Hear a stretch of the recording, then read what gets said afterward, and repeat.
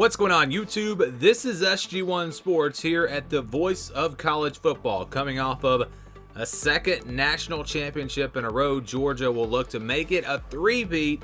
And if you look at their 2023 schedule, it sets up in a way where they're going to have a really good shot to get back to the college football playoff. Here was the schedule from 2022. You see Georgia winning all their games, 12-0 in the regular season, then of course winning the SEC, winning their two playoff games, 15-0. You look back at that schedule, they had that big non-conference game against Oregon. That turned out to be a game that wasn't close at all. You look at what they did to Oregon and then what they did to TCU. Look at how they started and finished the season. Just incredible wins. Very impressive in both of those games. They played Georgia Tech, of course, they always play them, but really no one else in the non-conference. You look at who they played out of the West. They played Auburn at home, and then they played on the road at Mississippi State. Neither one of those games really all that tough. And so it was a schedule that turned out to be respectable, but it wasn't really that bad last year with Auburn struggling, Mississippi State. They were a solid team, but it wasn't like playing Alabama or LSU. So let's look ahead to 2023, and we'll first take a look at who Georgia plays outside of the division. Of course, they're going to play every game in the SEC East. And you see they'll play UT Martin, Ball State, UAB, and on the road at Georgia Tech. Not exactly a murderer's row there. No big non-conference game this year. Now, give Georgia credit, though. They've got a lot of big games coming up in the future. It just so happened that this year, no big non-conference game. Georgia Tech will be their toughest non-conference game, unless maybe it's UAB.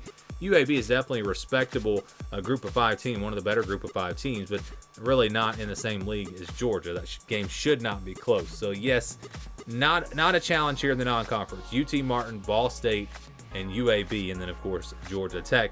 Who do they play out of the West? Well, they'll play on the road at Auburn. Tough place to play, but we really don't know much about how good they're going to be with Hugh Freeze. And then they'll play Ole Miss at home.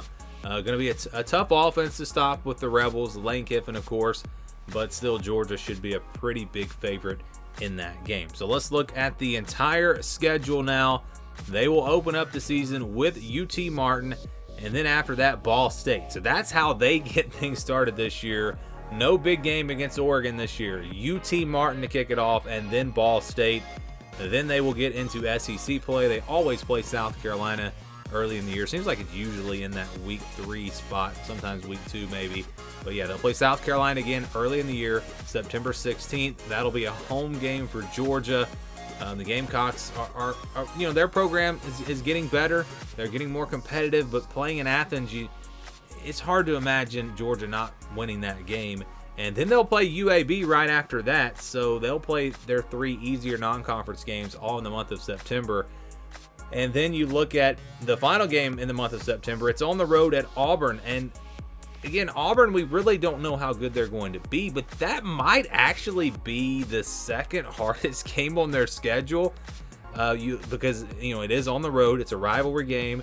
And again, Auburn might wind up being a top 25 team this year. Maybe they're not, but still, you look at the rest of the schedule. It's a really nice schedule. It kind of reminds me of the Michigan schedule from last year. But yes, Auburn right there on the road. Maybe a little bit of a tough game, but probably not. Georgia still should have a clear advantage in that game. And then they go into the month of October where they get Kentucky at home. Kentucky played Georgia pretty tough last year, but this time it's back in Athens. Then after that, it's a tough road environment on the road at Vanderbilt. Yes, Vanderbilt. Now, again, this schedule just sets up really well. When Vanderbilt is on the road, Florida is considered a road game, even though it's a neutral site game. That's who they'll play next. They'll get a bye week before playing Florida. You just don't really see Florida being able to compete in that game. Although it is a rivalry, you never know. Missouri after that on November the 4th, a home game for Georgia after the close game last year. I think they'll be focused in on this one. And then they'll play Ole Miss. So an interesting end of the season here with Ole Miss and Tennessee before Georgia Tech. They don't get a non-conference game there late in the season because they play Georgia Tech. So Ole Miss could be a bit of a tricky matchup right before a road game at Tennessee, but it is a home game. And so you would expect Georgia to come out ready for that one. But then there's the game on the road at Tennessee, probably the toughest game on the schedule. If Tennessee is as good as I think most people expect them to be. Tough place to play on the road late in the season, right after having to go up against a high-powered Ole Miss offense, right before a rivalry game against Georgia Tech. Tennessee there on the road could be the game that trips them up. If they're going to lose a game, it'll probably be that game to Tennessee. And then Georgia Tech again, they'll close it out playing them on the road. So you look at this schedule again, not that tough. And also just looking at the road games, the true road games. It's Auburn, Vanderbilt, and Tennessee, at least in the SEC. Auburn, Vanderbilt, and Tennessee. Those are their 3 road games in the SEC. Florida is considered a road game, even though it's going to be in Jacksonville, of course, neutral site game there. So there's really just not that.